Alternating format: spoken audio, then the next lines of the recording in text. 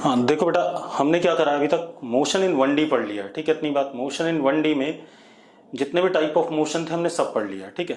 तो मैं क्या करूंगा, नया टॉपिक स्टार्ट करूंगा, that would be curvilinear motion, ठीक है। इतनी बात। और कर्वीलीनियर मोशन में हम करेंगे क्या, कर्वीलीनियर मोशन मतलब पार्टिकल का मोशन किस पे, एक कर्व पाथ पे। उसकी कंडीशन मैंने आपको बता रखी है पहले, ठीक है। तो कंडीशन तो आपको पता है कर्वीलीनियर मोशन की, उसमें कोई इशू नहीं है, ठीक है। वो कंडीशन दोबारा बताएंगे। फिर हम कर्वीलीनियर मोशन में पहले 2 डायमेंशन मोशन पढ़ेंगे, फिर 3 डायमेंशन मोशन पढ़ेंगे। उसके बाद हम कर्वीलीनियर मोशन के अंदर ही कुछ स्पेशल टाइप ऑफ मोशन पढ़ेंगे, that is such as projectile motion, ठीक है। उसके बाद हम रिलेटिव मोशन और रिवर बोट प्रॉब्लम और रेन अम्ब्रेला प्रॉब्लम्स करेंगे, ठीक है। इतनी बात बेटा। बुकलेट नॉन मेड की लगभग 1D की हो गई है। मेडिकल की अगर बुकलेट के आपके डाउट्स हैं तो मेडिकल वाले क्वेश्चंस मुझे ग्रुप में मैं कह रहा हूं बार बार, इंडिविजुअल नहीं, ठीक है। इतनी बात आप दे दोगे, ग्रुप में डाल दोगे, मैं उनके सॉल्यूशंस आपको भेजता जाऊंगा, ठीक है। कोई उसमें ज्यादा इशू नहीं है, मेडिकल के वैसे भी आसान है। चलो अब सुनो भाई, तो हम बात करते हैं कर्वीलीनियर मोशन।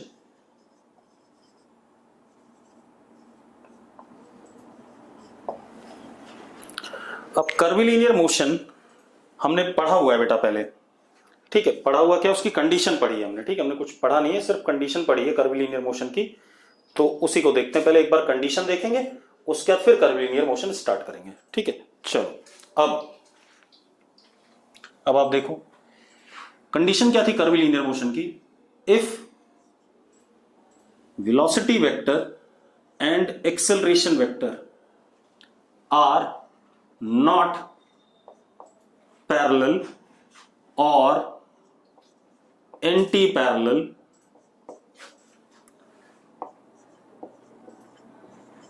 throughout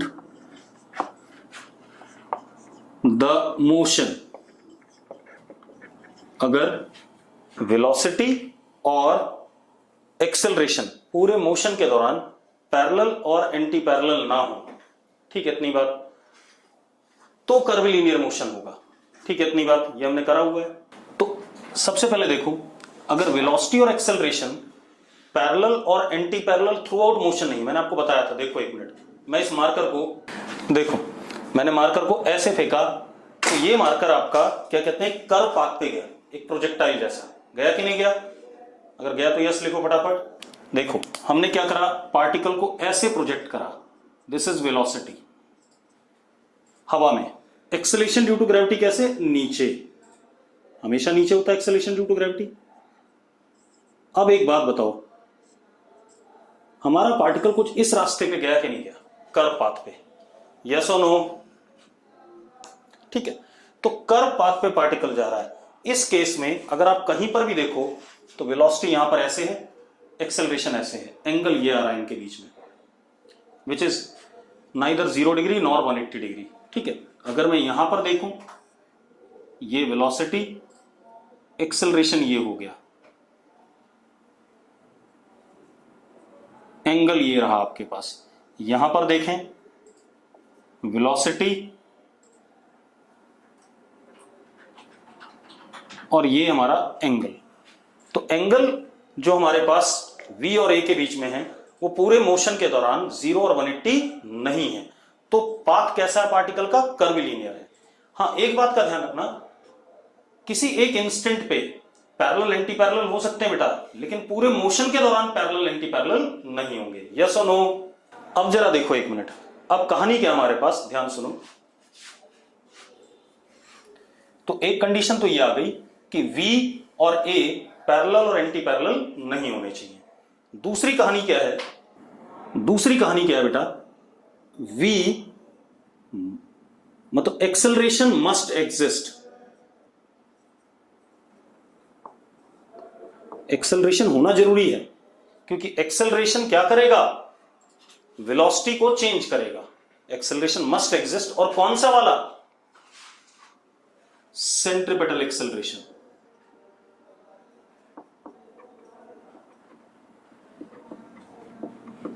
मैंने एक्सेलरेशन दो बताए थे, एक टेंजेंशियल और एक सेंट्रिपिटल। टेंजेंशियल क्या करता था, सिर्फ वेलोसिटी का मैग्नीट्यूड बदलता था, डायरेक्शन नहीं बदलता था। और सेंट्रिपिटल क्या करता है, वेलोसिटी का क्या बदलता है, डायरेक्शन बदलता है। ठीक है, तो क्या कहानी आ गई हमारे पास, एक्सेलरेशन हमारा सेंट्रिपिटल वाला हमेशा होना चाहिए, यस और नो, क्योंकि ये क्या करेगा, पार्टिकल की डायरेक्शन बदलेगा। ठीक है, इतनी बात। चलो अब मैं दोबारा से रिकैप करा देता हूं आपको सारी चीजें, फिर उसके बाद हम कर्वीलिनियर मोशन स्टार्ट करेंगे। हाँ, टेंजेंशियल चाहे हो या ना हो उससे कोई फर्क नहीं पड़ेगा। अब मेरी बात सुनो, इफ v वेक्टर कांस्टेंट, अगर वेलोसिटी कांस्टेंट है यानी कि एक्सेलरेशन क्या है, 0, तो कैसा मोशन था, स्ट्रेट लाइन, क्योंकि कांस्टेंट वेलोसिटी मतलब कौन सा मोशन, यूनिफॉर्म मोशन। और यूनिफॉर्म मोशन क्या होता है, स्ट्रेट लाइन 1D मोशन। हाँ या ना, एक तो ये आ गया। दूसरा, इफ v पैरेलल और anti parallel to a vector always,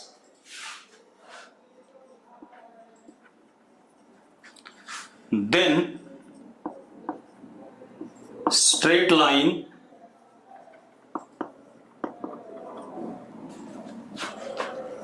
1D motion.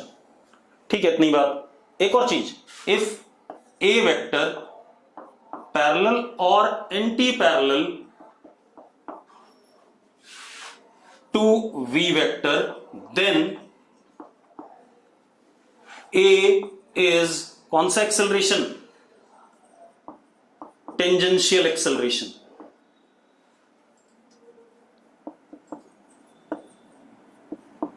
हाँ या ना, तो अगर सिर्फ टेंजेंशियल एक्सेलरेशन है तो स्ट्रेट लाइन मोशन होगा, एक्सेलरेशन नहीं है तो भी स्ट्रेट लाइन मोशन होगा। ये बात क्लियर आ रही कि नहीं आ रही है? अब सुनो एक minute, for curvilinear motion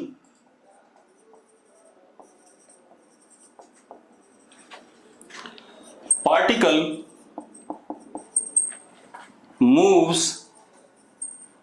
on curved path, that is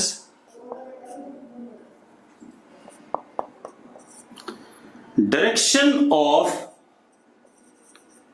v vector continuously changes।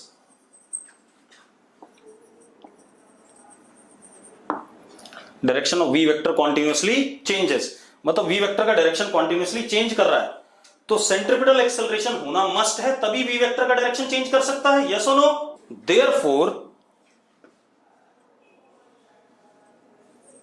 AC must exist, AC must exist, AT may or may not be present। Tangential acceleration हो भी सकता है और नहीं भी हो सकता। तो ओवरऑल क्या कहानी आ गई, ओवरऑल ये कहानी आ गई, एक्सेलरेशन तो होना चाहिए, लेकिन एक और चीज होनी चाहिए, एक्सेलरेशन पूरे मोशन के दौरान पैरेलल और एंटी पैरेलल नहीं होना चाहिए वेलोसिटी के, यस और नो। तो मैं लिख देता हूं, therefore we conclude that for curvilinear motion CM, ऐसे लिख रहा हूं मैं शॉर्ट में, for curvilinear motion A must exist such that A not parallel or anti-parallel to v vector throughout the motion।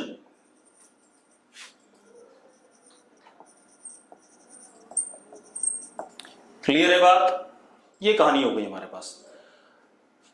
अब आते हैं कर्वीलिनियर मोशन की कंडीशन तो हो गई कि एक्सेलरेशन होगा जरूर और एक्सेलरेशन का सेंट्रिपिटल वाला पार्ट होना जरूरी है, टेंजेंशियल हो भी सकता है और नहीं भी हो सकता है। ठीक है, अब हम आते हैं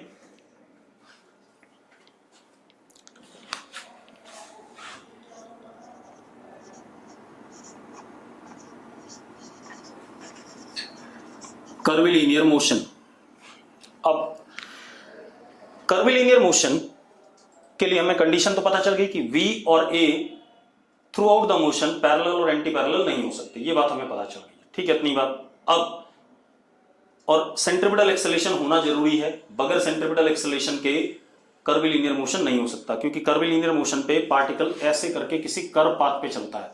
कर्व पाथ पे चल रहा है तो जरा देखो, वेलोसिटी जो टेंजेंट टू द पाथ होती है उसका डायरेक्शन बदल रहा है हमेशा, और डायरेक्शन बदल रहा है तो डायरेक्शन बदलने के लिए कौन सा एक्सेलरेशन नेसेसरी है? सेंट्रीपिटल नेसेसरी है। हाँ, मैग्नीट्यूड बदल रहा है तो टेंजेंशियल भी होगा, और मैग्नीट्यूड नहीं बदल रहा है तो टेंजेंशियल नहीं होगा। ठीक है, अब क्या कहानी है, अब जरा देखते हैं इस बात को। अब कर्विलीनियर मोशन के types,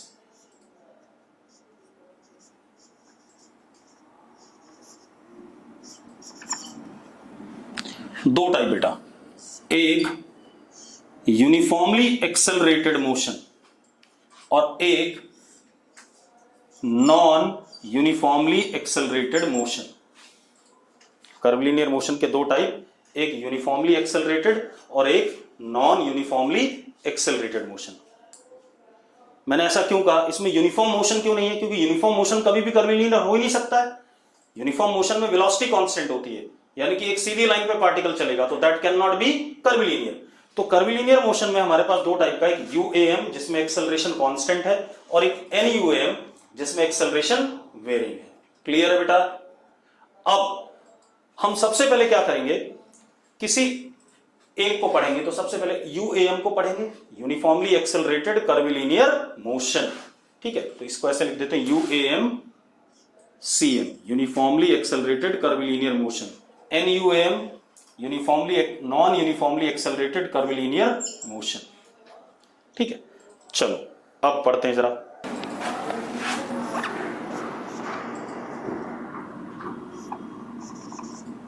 uniformly accelerated curvilinear motion. ठीक है, इतनी बात। एक्सेलरेशन कांस्टेंट है, ये ध्यान रखना, एक्सेलरेशन कैसा है? कांस्टेंट है। ठीक है, इतनी बात। लेकिन v वेक्टर और a वेक्टर पूरे मोशन के दौरान पैरेलल और एंटी पैरेलल नहीं है। यस और नो? अगर यस है ये बात तो यस लिख दो फटाफट। ठीक है, इसका सबसे बढ़िया एग्जांपल आता है प्रोजेक्टाइल मोशन, या मोशन छोड़ो अभी, बाद में करेंगे उसे, प्रोजेक्टाइल मोशन को। यूनिफॉर्मली एक्सेलरेटेड कर्विलीनियर मोशन मतलब acceleration is constant, acceleration vector is constant. ठीक है, इतनी बात। मतलब ना एक्सेलरेशन का मैग्नीट्यूड बदलेगा, ना एक्सेलरेशन का डायरेक्शन। अब मेरी बात सुनो, मान लो हमारे पास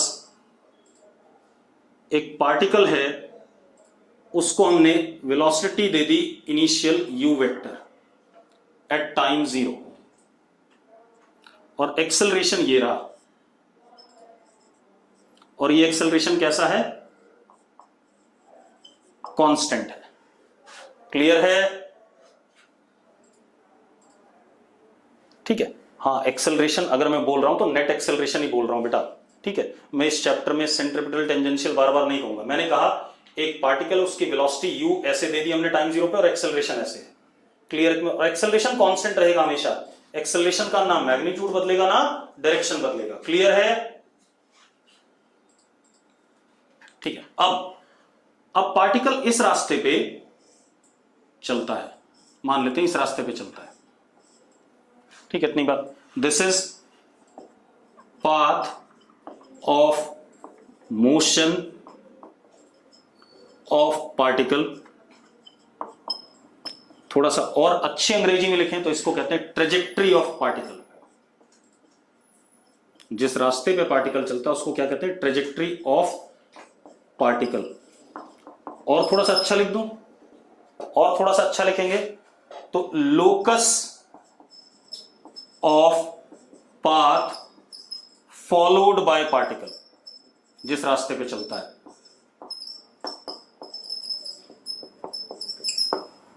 यस और नो?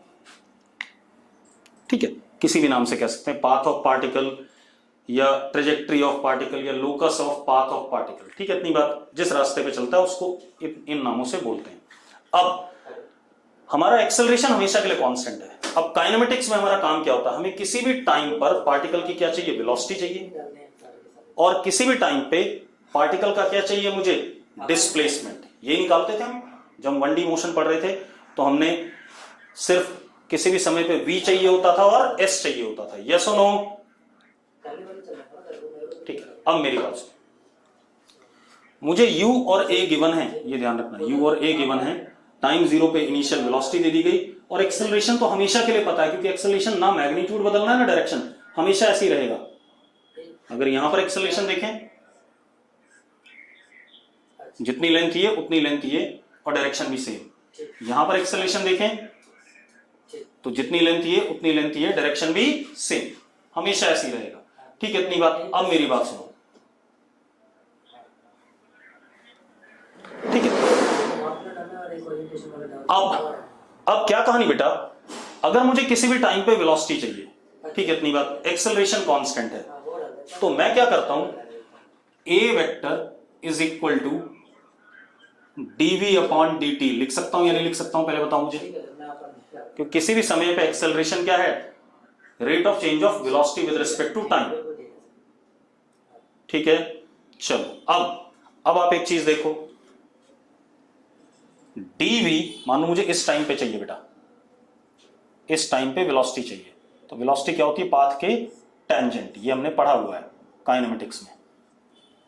ठीक है, अब जरा देखो, dv vector is equal to a dt, ऐसा लिख सकता हूं कि नहीं लिख सकता हूं, किसी को प्रॉब्लम नहीं है। ठीक है, चलो अब मैंने क्या करा, इंटीग्रेशन कर दिया दोनों साइड। एक्सेलरेशन कांस्टेंट है तो इंटीग्रेशन से क्या आ जाएगा, बाहर आ जाएगा, ये भी पता है हमें।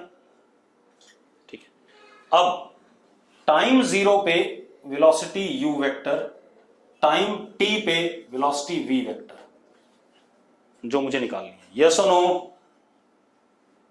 ठीक है, अब 1 डायमेंशन मोशन में क्या था, हमने राइट हैंड साइड में पॉजिटिव मान लिए थे साइन, लेफ्ट हैंड साइड में नेगेटिव मान लिए थे। यहां पर ऐसा कुछ नहीं है कि आप राइट में चल रहे हो लेफ्ट में चल रहे हो, यहां पर तो आप एक कर्व पाथ पे चल रहे हो, तो आपको वेक्टर को एज अ वेक्टर ही ट्रीट करना पड़ेगा। क्लियर है इतनी बात? ठीक है, अब यहां आ गया integration v, lower limit u, upper limit v, और यहां पर आ गया a t 0 to t। Yes और नो?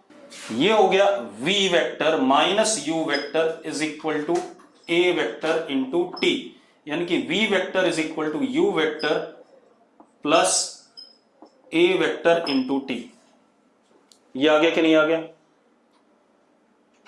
हाँ, अब मजेदार बात देखो, आपको u और a पता थे, अगर पता थे तो इनके बीच का एंगल भी पता रहा होगा आपको इसका मैग्नीट्यूड पता था, इसका मैग्नीट्यूड पता था।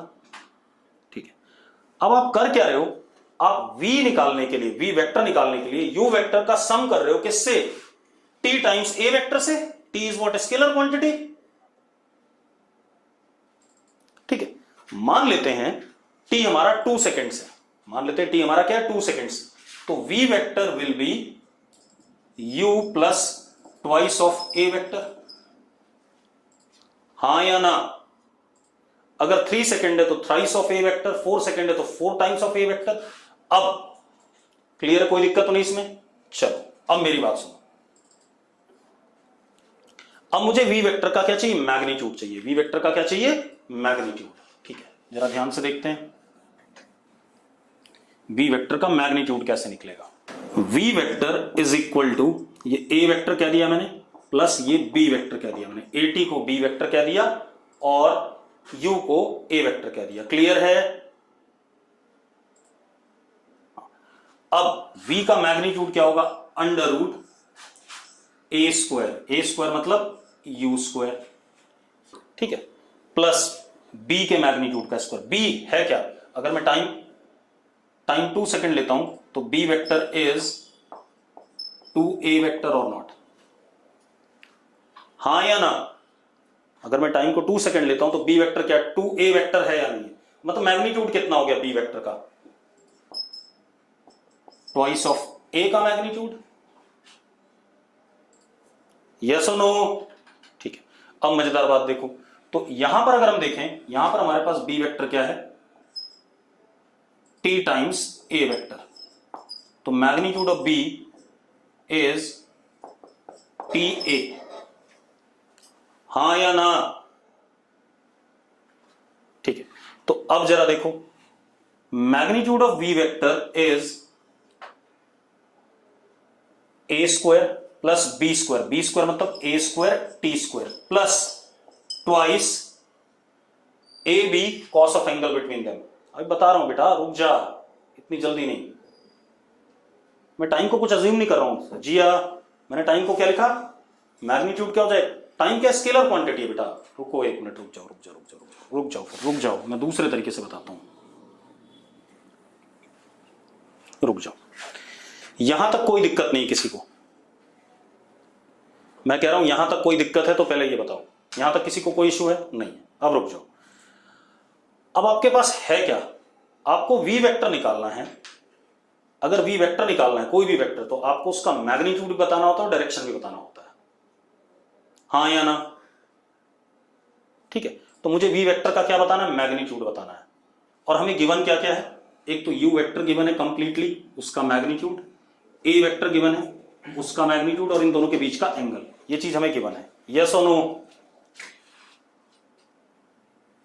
ठीक है। अब आप एक बात बताओ, आप इस वेक्टर और इस वेक्टर का सम कर रहे हो? आप क्या करो? v vector is sum of a vector and b vector. What is a vector? a vector किसके बराबर है? u के बराबर है। a का मैग्नीट्यूड कितना है? u। ठीक है। b वेक्टर किसके बराबर है? t वेरिएबल ही है बेटा, लेकिन t है कैसा? स्केलर क्वांटिटी, ये तो पता है। टाइम वेरिएबल है क्योंकि मैं किसी भी समय पे वेलोसिटी जानना चाहता हूं। ठीक है, चलो b वेक्टर क्या है? t times a vector. ठीक है। अब एक बात बताओ, मैग्नीट्यूड क्या होगा b का? मैग्नीट्यूड क्या होगा b का? जल्दी बताओ मुझे। ta, बिल्कुल सही, हाँ या ना? हाँ, at या ta, बिल्कुल बिल्कुल बिल्कुल, ये आ गया। अब मुझे एक बात बताओ, angle between A vector and B vector कितना होगा? क्योंकि मुझे सम करने के लिए दोनों का मैग्नीट्यूड चाहिए होता है और दोनों के बीच का एंगल। तेजस कह रहा है थीटा होगा, कर्तव्य थीटा कह रहा है, बिल्कुल सही बात है। अगर कोई वेक्टर स्केलर क्वांटिटी से मल्टीप्लाइड है, ठीक है, इतनी बात, तो वेक्टर की डायरेक्शन नहीं बदलती है। अगर हम टी ए वेक्टर लेते हैं तो जरा देखो, T A vector is parallel to A vector और नॉट? ये बताओ मुझे। हाँ, तेजस कह रहा है बस मैग्नीट्यूड में चेंज आता है। मैग्नीट्यूड कितना होगा? टी ए हो गया, लेकिन डायरेक्शन तो वही है। अगर कोई वेक्टर स्केलर क्वांटिटी से मल्टीप्लाई होता है तो उसके डायरेक्शन में चेंज नहीं आता, उसके सिर्फ किस में चेंज आता है? मैग्नीट्यूड में। बिल्कुल सही बात है। तो angle between A vector and B vector is theta, वही पुराना वाला। यस और नो? बेटा -2 टाइम नेगेटिव नहीं हो सकता, पहली बात तो। किसी ने कहा स्केलर अगर -2 हो, ठीक है भाई, तो डायरेक्शन एंटी पैरेलल हो जाएगी अगर माइनस हो गया तो। लेकिन यहां पर हम टाइम की बात कर रहे हैं, तो टाइम की बात कर रहे हैं तो in the case of time can not be negative. ठीक है, इतनी बात। अब चलो, अब क्या कहानी बेटा? ये आ गया। अब मुझे पता है ए वेक्टर का मैग्नीट्यूड, बी वेक्टर का मैग्नीट्यूड एंड ए और बी के बीच का एंगल। तो अब magnitude of V vector is under root A square plus B square plus 2ab cos theta. ये मैग्नीट्यूड आ गया कि नहीं आ गया? फॉर्मूला ये होता है वेक्टर सम का। ठीक है, तो ये तो आ गया हमारे पास मैग्नीट्यूड। ठीक है, अब इसकी डायरेक्शन,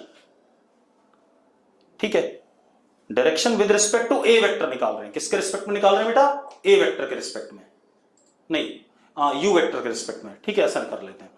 ठीक है, अब जरा देखो डायरेक्शन, हमें पता है tan अल्फा, जब पैरेललोग्राम में सम करते हैं, tan alpha is b sin theta upon a plus b cos theta. यही होता है फॉर्मूला कि नहीं होता है बच्चों? ठीक है, तो b कौन है यहां पर? at sin theta upon a plus b cos theta. हाँ या ना? अब एक और मजेदार बात, alpha is angle between u vector and v vector, क्योंकि हमने किसके रिस्पेक्ट में निकाला है? u वेक्टर के रिस्पेक्ट में। ठीक, बढ़िया। अब ये कहानी आ गई, कोई इशू नहीं इसमें, सबको क्लियर है? तो हमारे पास v वेक्टर कंप्लीटली आ गया। ठीक है, इतनी बात, उसका मैग्नीट्यूड आ गया, उसका डायरेक्शन आ गया, सब कुछ आ गया। अब मजेदार बात देखो, क्या 1D से अलग है? देखो मैं मार्क कर देता हूं, u का डायरेक्शन ऐसे था, तो अल्फा ये एंगल है, ये दोनों पैरेलल थे u। ठीक है, अल्फा ये हो गया। ठीक है, इतनी बात। अब बिल्कुल अलग नहीं है भाई, सेम है। कोई कह रहा थोड़ा सा अलग है, थोड़ा सा अलग क्या है? ठीक है, वहां पर एंगल क्या होते थे? 0 और 180 होते थे, तो यही रिजल्ट आ जाता था। यहां पर क्या है भाई, थीटा अगर 0 हो जाए तो u प्लस 80 आ जाएगा, आ जाएगा कि नहीं आ जाएगा? थीटा 180 हो जाए तो u माइनस 80 हो जाएगा। ठीक, अब पारस चावला को अल्फा समझ नहीं आया भाई, दो वेक्टर के बीच में जो रिजल्टेंट आता था उसका एंगल हम किसी ना किसी वेक्टर के रिस्पेक्ट में देखते थे। जब A vector plus B vector करते थे तो अल्फा एंगल ए वेक्टर के रिस्पेक्ट में होता था, तो वही करा भाई मैंने, b sine theta upon a plus B cos theta, निकाल दिया tan अल्फा। अब एक और चीज है बेटा, T A T sign theta upon a plus you plus A T cos theta, T लिखा हुआ मैंने। ठीक है, अब क्या कहानी है, डायग्राम में टी है ऊपर, यहां देखिए लिखा हुआ है, तब भी नहीं दिख रहा है इसे। ठीक है, चलो अब आ जाओ। इसके बाद अब हम आते हैं डिस्प्लेसमेंट निकालने पे। क्या निकालने पे? डिस्प्लेसमेंट। कोई इशू है इसमें? कोई इशू नहीं। चलो अब डिस्प्लेसमेंट निकालेंगे। चलो अब मजेदार बात देखो, हमारे पास ए कांस्टेंट हमें पता है, v हमने निकाल लिया, v is equal to U vector plus A vector into T, ये आ गया हमारे पास। हमने v का मैग्नीट्यूड भी निकाल लिया, v का डायरेक्शन भी निकाल लिया। ठीक है, एक्चुअल में कर्वीलिनियर मोशन करने को पढ़ने के हमारे पास दो तरीके होते हैं, एक होता है प्योर वेक्टर अप्रोच और एक होता है कंपोनेंट अप्रोच। तो अभी मैं आपको क्या करा रहा हूं? वेक्टर अप्रोच करा रहा हूं। क्या करवा रहा हूं? Vector approach. ये आपको बाकी बुक्स में नहीं मिलेगा, लेकिन कई बार क्या होता है, वेक्टर अप्रोच से क्वेश्चन बड़ा आसानी से हो जाता है। जब हम क्वेश्चन करेंगे तो वेक्टर अप्रोच हमें क्वेश्चन को बहुत आसानी से करवा देगा। कंपोनेंट अप्रोच थोड़ा सा हमें टाइम टेकिंग प्रोसेस हो जाता है। क्लियर है? ठीक है, अब तो अभी हम वेक्टर अप्रोच पढ़ रहे हैं, बिल्कुल कर्वीलिनियर मोशन को हम बिल्कुल प्योरली वेक्टर जैसा ट्रीट कर रहे हैं। ठीक है, जब हम आगे कर्वीलिनियर मोशन पढ़ेंगे तो हम कंपोनेंट अप्रोच के तरीके से पढ़ेंगे। क्लियर? चलो, अब तो v वेक्टर हमने निकाल लिया। अब एक बात बताओ, टाइम की वैल्यू डालता जाऊंगा, मुझे उस टाइम के कॉरस्पॉन्डिंग v मिलता जाएगा कि नहीं मिलता जाएगा? ठीक है, मतलब मैं t की वैल्यू कुछ भी डालूं, मुझे v मिलता रहेगा। t की वैल्यू डालता जाऊं, v मिलता जाएगा। यही कर रहे हैं हम। या v डालूंगा तो उस v के कॉरस्पॉन्डिंग क्या मिलेगा? टाइम मिलेगा, क्योंकि v और t are related with each other. ठीक है, तो ये क्या हो गया? इंस्टेंटेनियस वेलोसिटी हो गया किसी भी समय की। ठीक है, तो अगर ये इंस्टेंटेनियस वेलोसिटी हो गया तो I can write v as ds by dt। पढ़ा है हमने डेफिनेशन में, I can write v as ds by dt। ठीक है, बढ़िया। अब अगर मैं v को ds बाई dt लिख सकता हूं तो मैं लिख सकता हूं ds upon dt is equal to u plus a t। लिख सकता हूं या नहीं? अब आप देखो, एक मिनट, बिल्कुल सेम किया था हमने जो पहले पढ़ा है। अब मैं क्या कर सकता हूं? ds is equal to U D T plus A T D T. कर सकता हूं ऐसा? नाउ इंटीग्रेशन, u पता है हमें, फिक्स से बाहर आ गया, इंटीग्रेशन से a कांस्टेंट है बाहर आ गया, टाइम जीरो पे s जीरो था, टाइम t पे it is s vector, time t पे हम कहां हैं, यहां हैं, तो इनिशियल और फाइनल के बीच का शॉर्टेस्ट पाथ क्या होता है, डिस्प्लेसमेंट वेक्टर। रास्ता ये था चलने का, लेकिन डिस्प्लेसमेंट तो यही होगा भाई, this is initial and this is final, तो इनिशियल और फाइनल को जोड़ने वाली सीधी लाइन क्या होती है, क्या होती है बेटा, डिस्प्लेसमेंट होती है। ठीक है, अब मजेदार बात देखो, यहां से आ गया अपने आप, S vector is equal to U T plus half A T square, this is second equation of motion, ये फर्स्ट और ये कौन सी, सेकेंड। आ गई कि नहीं आ गई? अब इसमें भी अगर आपको s का मैग्नीट्यूड चाहिए तो ये a वेक्टर हो गया और ये क्या हो गया, b वेक्टर हो गया। अगर आपको s का मैग्नीट्यूड चाहिए तो ut is u vector into t is what, a vector, half t square a vector is what, b vector, उन दोनों का क्या सम, यस और नो? ठीक है, अब तो उसको मैं नहीं कर रहा हूं, मैं सिर्फ इतना ही डिराइव कर रहा हूं क्योंकि बड़ा अजीबोगरीब सा बड़ा सा रिजल्ट लिखा जाएगा, वो आपको याद नहीं रहेगा, तो आपका जब सवाल आएगा तब करेंगे। अब तो हमारे पास सेकंड इक्वेशन भी आ गया, S vector is U T plus half A vector into T square, second equation आ गया मोशन का। मतलब अगर एक्सेलरेशन कांस्टेंट है कर्वीलिनियर मोशन में, तो जो इक्वेशंस हमने 1D के लिए पढ़ी थी UAM की, वो इक्वेशंस यहां भी वैलिड आ रही हैं कि नहीं आ रही हैं? लेकिन ये 1D नहीं है, कोई बच्चा कह रहा है तो 1D हो गया, बिल्कुल नहीं 1D नहीं हुआ, क्योंकि इस वेक्टर और इस वेक्टर के बीच में एंगल थीटा है, इस वेक्टर और इस वेक्टर के बीच में एंगल क्या है, थीटा है। 1D में एंगल क्या होता था, 0 या 180। ठीक है, अब बेटा u कांस्टेंट नहीं है, u हमें इनिशियली गिवन था वेलोसिटी। ठीक है, अब हम आते हैं थर्ड इक्वेशन को डिराइव करने के लिए। ठीक है, थर्ड इक्वेशन डिराइव करते हैं। हमें पता है a dv बाय dt होता है, पता है हमें a क्या होता है, dv बाय dt। अब मेरी बात ध्यान सुनना, आप क्या करो बेटा, ds dot dv by dt is equal to a dot ds, दोनों साइड आपने ds से डॉट प्रोडक्ट कर दिया। कोई गलत किया मैंने? हाँ, ds कहां से आया, निगम की समस्या, इसमें मैंने ds कैसे लिखा यार, एक बात बता, अगर 2 इज इक्वल टू 2 लिखा है तो मैं इधर 4 से मल्टीप्लाई कर दूं, इधर 4 से मल्टीप्लाई कर दूं, तो मैंने क्या गलत लिखा कुछ? पारस कह रहा u का इंटीग्रेशन, अबे u फिक्स वैल्यू थी, फिक्स वैल्यू का कौन सा इंटीग्रेशन होता है, इंटीग्रेशन से बाहर आ जाएगा। पारस u फिक्स वैल्यू थी, गिवन थी, और अगर u फिक्स वैल्यू थी, गिवन थी, तो इंटीग्रेशन से बाहर आ जाएगा पहले ही। ठीक है, अब जरा देखो भाई, मैंने दोनों साइड ds से क्या कर दिया, डॉट प्रोडक्ट कर दिया। ऐसी थर्ड इक्वेशन वहां भी डिराइव करी थी हमने, दोनों साइड ds मल्टीप्लाई किया था। चलो अब देखो, this ds upon dt is what, v vector, तो v dot dv is equal to a dot ds,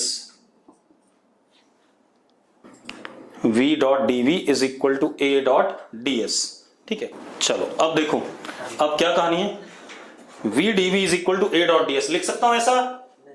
अब मजेदार बात देखो, अगर ये v वेक्टर है, ध्यान सुनना, अगर ये v वेक्टर है तो इसका बहुत छोटा सा पार्ट dv होगा या नहीं होगा?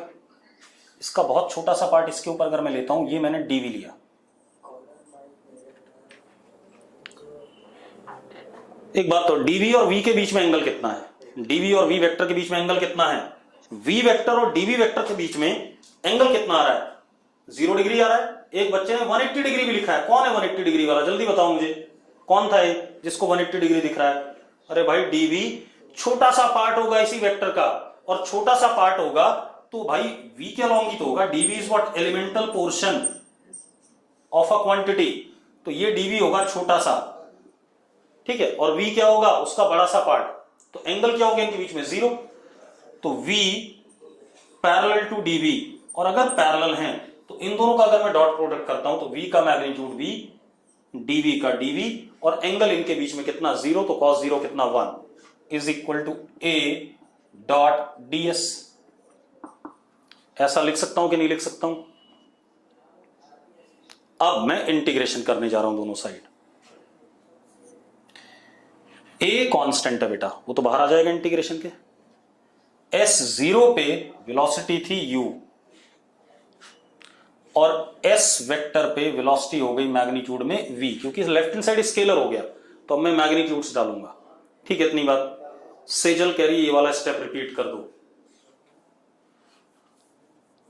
सेजल, हाँ मैं रिपीट कर रहा हूं जी, चिंता ना कर। सेजल एक बात बता, v और dv के बीच में एंगल कितना है? सेजल और जिया फटाफट, v वेक्टर और d वेक्टर के बीच में। अब एक बात बताओ, अगर दोनों वेक्टर के बीच में 0 एंगल है तो डॉट प्रोडक्ट जब करते हैं तो इसका मैग्नीट्यूड, इसका मैग्नीट्यूड और cos ऑफ 0, यही करते हैं कि नहीं करते हैं? cos 0 1 है, तो मैं लेफ्ट हैंड साइड को v dv लिख सकता हूं, सेजल और जिया। ठीक है, अब राइट हैंड साइड में मैंने कोई चेंज नहीं लिया, राइट हैंड साइड में a डॉट ds ही रहने दिया। अब एक बात बताओ, मैं इंटीग्रेशन कर दूं दोनों साइड, कर दिया। a कांस्टेंट है तो उसको इंटीग्रेशन के बाहर लिख सकता हूं कि नहीं लिख सकता हूं? ठीक है, अब जरा देखो, जब s 0 था तो व्हाट इज वेलोसिटी, u, हां या ना, जल्दी लिखो। ठीक है, और जब s वेक्टर था यहां तो कितनी वेलोसिटी, v। अब इंटीग्रेट कर दो यार, लेफ्ट हैंड साइड पे आया v square by 2, lower limit u, upper limit v। Right hand side पे आया a dot s vector 0 to s vector. यही आ रहा है कि नहीं आ रहा है? जरा देखो मैंने इसको क्या लिखा, v square by 2 minus u square by 2 is equal to a dot s। लिख सकता हूं कि नहीं? अगर लिख सकता हूं यस लिखो फटाफट। बिल्कुल सही। अब 2 उधर भेज दिया तो v square is equal to U square plus 2a dot s। कोई दिक्कत है? किसी को दिक्कत है भाई? नहीं है। थर्ड इक्वेशन आ गई मोशन की। जो हमारा 1D होता था उसमें 2as होता था सिर्फ, या तो प्लस 2as या माइनस 2as। ठीक है, इतनी बात। अब ध्रुव गोयल का सवाल है कि वेक्टर प्रोडक्ट क्यों नहीं यूज करा, क्रॉस प्रोडक्ट क्यों यूज करा। देख भाई, वेक्टर प्रोडक्ट करने में चीजें आउट ऑफ द प्लेन जाती हैं। ठीक है, जिन दो वेक्टर का प्रोडक्ट करोगे ना, उस प्लेन के ऊपर कुछ भी नहीं मिलेगा, एक तीसरा वेक्टर मिलेगा जो उस प्लेन के बाहर होगा। और कर्वीलिनियर मोशन में हम प्लेन के ऊपर ही रहते हैं भाई। तेजस, मैंने बात एक्सप्लेन कर दी। और दूसरी चीज, मुझे वी यू ए और एस में रिलेशन चाहिए था। ठीक है, क्रॉस प्रोडक्ट करके मुझे वो रिलेशन नहीं मिलेगा, ये ध्यान रखना। ठीक है, अब क्रॉस प्रोडक्ट भी करेंगे सर्कुलर मोशन में, यहां नहीं करेंगे, जब वो आएगा तब बताऊंगा। लास्ट को 2as नहीं लिख सकते क्या? कतई नहीं लिख सकता रिदम। जो आप 2as लिखते थे 1D में, वहां पर a और s के बीच में एंगल या तो 0 होता था या 180 होता था। यहां पर एंगल a वेक्टर और s वेक्टर के बीच में 0 डिग्री और 180 डिग्री नहीं है। ठीक है भाई, मैंने क्या कहा, मुझे चलो पहले तो एक एक सवाल ले लेते हैं, एक एक करके सवाल ले लेते हैं। एक सवाल यह है कि मैंने क्या कहते हैं डॉट प्रोडक्ट क्यों करा, क्रॉस प्रोडक्ट क्यों नहीं करा। पहला क्वेश्चन ये है शायद। ठीक है, तो मुझे यहां क्रॉस प्रोडक्ट करने की जरूरत भी नहीं है। अगर मैं क्रॉस प्रोडक्ट करूंगा, सपोज मैं करता हूं ds cross dv by dt। तो बेटा ds क्रॉस, मान लो ये ds है और ये dv है, अगर इन दोनों का क्रॉस करूं तो ये तो आउट ऑफ द प्लेन चला जाएगा, कोई मतलब नहीं बनता इस चीज का, तो मुझे इसकी जरूरत ही नहीं है, मैं तो प्लेन पे पढ़ रहा हूं सारी चीजें, ठीक है इतनी बात, तो मैं इसको करूंगा क्यों भाई? क्लियर है? तो ये तो कोई पर्पस ही नहीं है, और मुझे v u और s में रिलेशन चाहिए था, क्योंकि ds दो वेक्टर का क्रॉस प्रोडक्ट कोई तीसरा वेक्टर देता है, मुझे तो चाहिए क्या था, v ही बने, यहां पर बना क्या फाइनली, जरा देखो v स्क्वायर बना कि नहीं बना, तो मुझे अगर वही बनाना है तो मैं क्यों करूंगा क्रॉस प्रोडक्ट। अब दूसरा क्वेश्चन क्या था कि एक क्वेश्चन और था, ठीक है, क्या था क्वेश्चन, मैं भूल गया, क्या क्वेश्चन था बेटा? एक तो क्रॉस प्रोडक्ट वाला था, तेजस क्रॉस प्रोडक्ट से एक्सियल वेक्टर आते हैं, यहां पर एक्सियल वेक्टर कहीं नहीं करना है, ठीक है इतनी बात। अब विशाखा का सवाल है कि 2as क्यों नहीं लिख सकते बेटा, क्या a और s वेक्टर के बीच में, यहां देखना जरा डायग्राम में, एंगल 0 डिग्री है, ये s वेक्टर है, ये a वेक्टर है। विशाखा पहले तू बता, ये s वेक्टर है और ये a वेक्टर है, क्या एंगल कितना है दोनों के बीच में, क्या 0 डिग्री है? आपसे मैं सिर्फ यस और नो में जवाब चाहता हूं भाई, कि एंगल a वेक्टर और s वेक्टर के बीच में एंगल कितना है, 0 है या 180 है, इन दोनों में से कोई है या नहीं है? जिया कह रही नहीं है, बिल्कुल सही बात है। तो भाई मैं इसको डॉट प्रोडक्ट को a डॉट s को as कैसे लिखूं, लिख ही नहीं सकता, ठीक है इतनी बात। हाँ, वन डायमेंशन में ये as हो जाता था अपने आप, क्यों हो जाता था? क्योंकि एंगल या तो 0 डिग्री होता था या 180 डिग्री होता था, क्योंकि हम स्ट्रेट लाइन पे होते थे। रिदम का सवाल है, एंगल कैसे पता चलेगा बेटा? सब पता चलेगा, परेशान ना हो। जब तूने s वेक्टर निकाल लिया था यहां, तो s वेक्टर का डायरेक्शन पता ही था और a वेक्टर पहले से पता है, तो एंगल दोनों के बीच में निकल आएगा, क्या दिक्कत है उसमें? वो तो बात की बात है, जो सवाल होगा, ठीक है। अब मेरी बात सुनो, तो हमारे पास ये थर्ड इक्वेशन आ गई, ठीक है इतनी बात। अब थर्ड इक्वेशन ऑफ मोशन भी आ गई,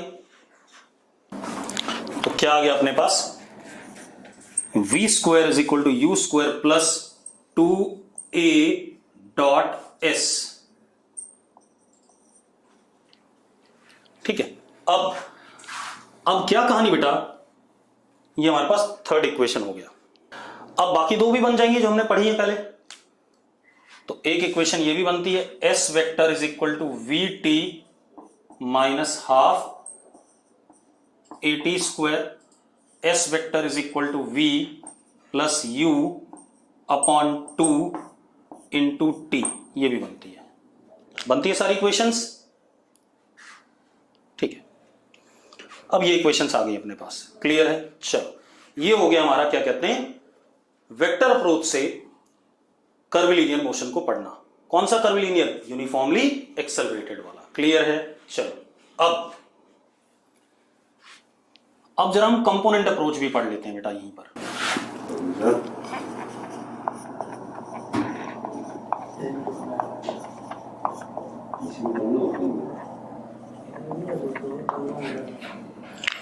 कंपोनेंट अप्रोच, अब मेरी बात सुनो बेटा, ऑफ UACM, एक्सेलेरेशन अभी भी कांस्टेंट है, ठीक है? अरे क्लियर है भाई? ठीक। अब कंपोनेंट अप्रोच की थ्योरी कैसे है, आपको देखो, कर्विलिनियर मोशन दो टाइप का होता है, पहले ये भी एक बात क्लियर कर लें, curvilinear motion is of two types. कौन कौन से दो टाइप? एक हो गया हमारा two dimension motion. Two dimension motion का मतलब है कर्विलिनियर में कि आप सड़क पे अपनी बाइक ऐसे टेढ़ी मेढ़ी ग्राउंड में घुमा रहे हो, ये टू डायमेंशन हो गया, एक प्लेन के ऊपर है। किस पे मोशन है? प्लेन पे। भाई आपकी चींटी का ग्राउंड पे चलना टेढ़ा मेढ़ा स्ट्रेट लाइन पे ना चले, इधर उधर से घूम घाम के चले, तो उसको क्या कहेंगे हम? Two dimension motion. क्यों? क्योंकि आप देखो, प्लेन को आप दो कोऑर्डिनेट एक्सिस में डिवाइड कर सकते हो, this is X, this is Y. तो जब ये चींटी मोशन कर रही है तो एक बात बताओ, एक्स बदल रहा है और वाई बदल रहा है, क्या जेड बदल रहा है? Yes no? नहीं बदल रहा है। तो ये कौन सा मोशन हो गया? 2 डायमेंशन मोशन हो गया। ठीक है, इसी तरीके से अगर आप पतंग उड़ाते हो, जब आप पतंग उड़ाते हो हवा में, ठीक है, इतनी बात, तो हवा में एक्स एक्सिस भी चेंज हो रही होती है, एक्स कोऑर्डिनेट भी, वाई कोऑर्डिनेट भी और जेड कोऑर्डिनेट भी। या एरोप्लेन हवा में उड़ रहा है, तो एरोप्लेन हवा में उड़ रहा है तो जरा देखो मैं जैसे बना रहा हूं, ऐसे गया, ऐसे गया, ऐसे आया, ऐसे आया, तो इनमें एक्स भी बदल रहा है, वाई भी बदल रहा है और जेड भी बदल रहा है, तो तीनों कोऑर्डिनेट बदल रहे हैं। ठीक है, इतनी बात। तो ये ध्यान रखना कि कर्वीलिनियर मोशन 2 डायमेंशन और 3 डायमेंशन दोनों हो सकता है। ठीक है, इतनी बात, और दोनों को हम एक साथ ही पढ़ेंगे, कोई ज्यादा अलग खेल नहीं है। अब सुनो, अब मान लो हमारे पास ये एक्स एक्सिस है, ये वाई एक्सिस है,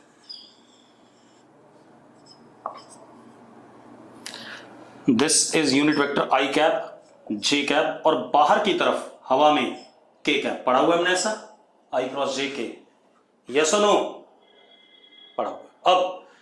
अब टाइम 0 पे मैंने पार्टिकल को velocity they the you vector, acceleration A vector, and acceleration is constant. Acceleration नहीं बदलेगा भाई, एक्सेलरेशन नहीं बदलेगा, यस और नो? ठीक है, आप ऐसे समझ लो, मान लो आपका ये यू वेक्टर है, ये ए वेक्टर है, दिस इज एक्स एक्सिस,